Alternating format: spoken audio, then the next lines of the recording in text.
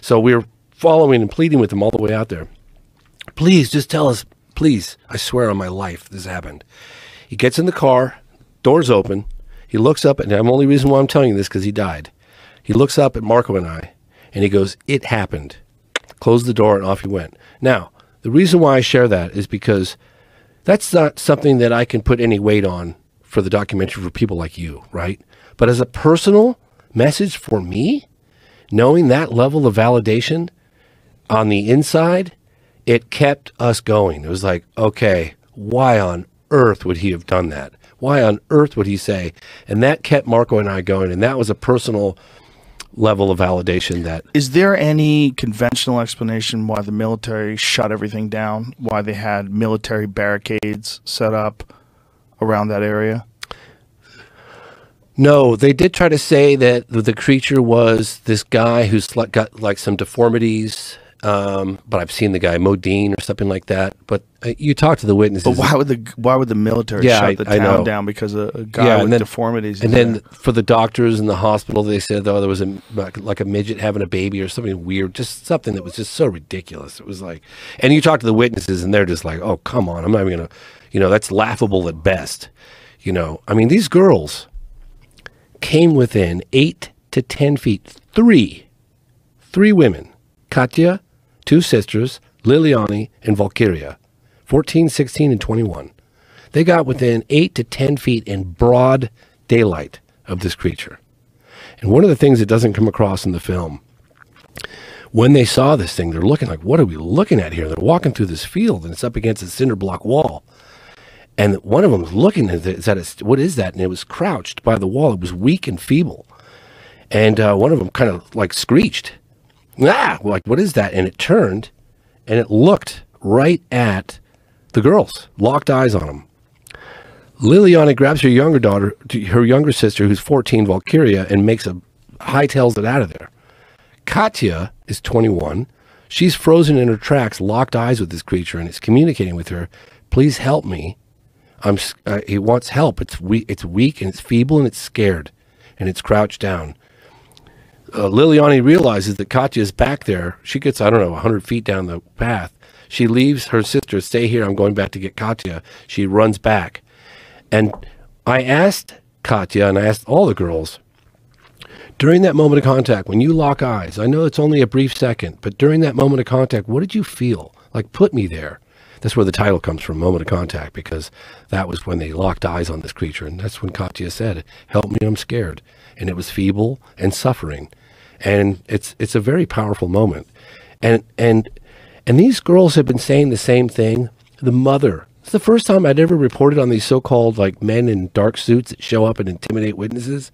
Honestly, I've been hearing about those cases for so many times, but I've avoided them because it's got so much baggage from men in black. It's just ridiculous. I just didn't even want to be associated with it.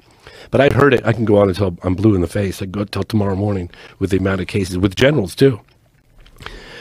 But this time, when the mother said that these men showed up and tried to get the daughters to say they were lying and offered her a briefcase full of $100 bills and they could relocate, I don't know, for some reason I said, okay, for the first time in 25 years, I'm going to report on these guys. And I did.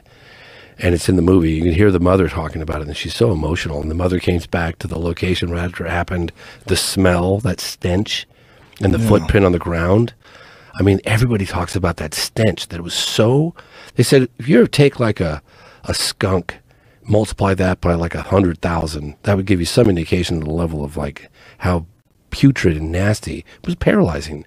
And it stayed in the areas, like at the hospitals when they did the x-rays, and everybody talks about it. That stench, it's unbelievable. Like it fills your navel cavities and doesn't leave for a week. It was incredible. And they all said the same thing. And they couldn't get it out. They couldn't get it out. Yeah, they sanitized the hospital. The guy said that he had to close off that wing of the hospital while they were sanitizing it because it was so intense. So How long did it last for? I heard days and weeks is what I heard from people. And even the mother said when she went to where the creature was, she said that the stench, even there after the creature was gone, got in her nasal cavities, and she tried to flush it out with water and saline or whatever, and she just couldn't get it out of her nasal cavities. Really crazy. But they all did. I mean, everybody talked about that stench. you know? I mean, the military officer, the guy that drove the creature around, I was sitting across from him. You can't see his face, but I did. And I'm looking this guy in the eyes. I'm thinking, I could be looking at a guy that drove a fucking alien around. You have no idea, dude. You have no idea. How did he describe it? So fucking intense. When I came back from that trip, people were like, how was your trip to Brazil? What was it like, man? They got great, you know, smoothies and coffee. And I'm just like, you guys have no idea. I think an alien spaceship crashed and they recovered live aliens. And we made contact and the Americans came in. That's what I'm thinking about. So I told a couple people. On the last trip I came back, I was just like, I was so rocked. I couldn't reintegrate back into culture. I was just like, fuck, I think this happened. It's the biggest story ever. So people were asking me, even my neighbor who runs he runs that Make-A-Wish Foundation. He was like, James, he goes, bro, I like you a lot and I got a lot of respect for you, but you lost me on this one. And I was like, I don't blame you, bro. I really don't. But listen to the witnesses. That's all I say.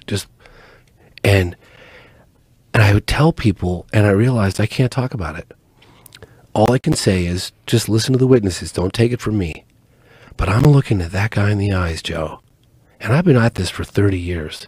I'm working on my 7th film right now. I'm looking this guy in the eyes and I'm like, this guy probably drove an alien around. And it tripped me out so hard. And it ruined his life. To get this guy to go on camera, just like a week earlier, he was like, I don't care all the money in the world. I'm never coming forward. The risks are too high. How did it ruin his life? Because you're harboring this secret. You're being watched. You're being told not to ever talk about this. And you're looking over your shoulder all the time. And they call you, the military calls you periodically. They want to know where you are. And he's got this secret inside him that he can't tell the rest of the world. And he's thinking about all the different, everyone's out there speculating, is it real, is it fake, is it real, is it fake? And this guy drove a body around. Just think about that for a second. Think about the doctor who took the x-rays of this thing. Marco Leal, thank you, Marco, you're the man.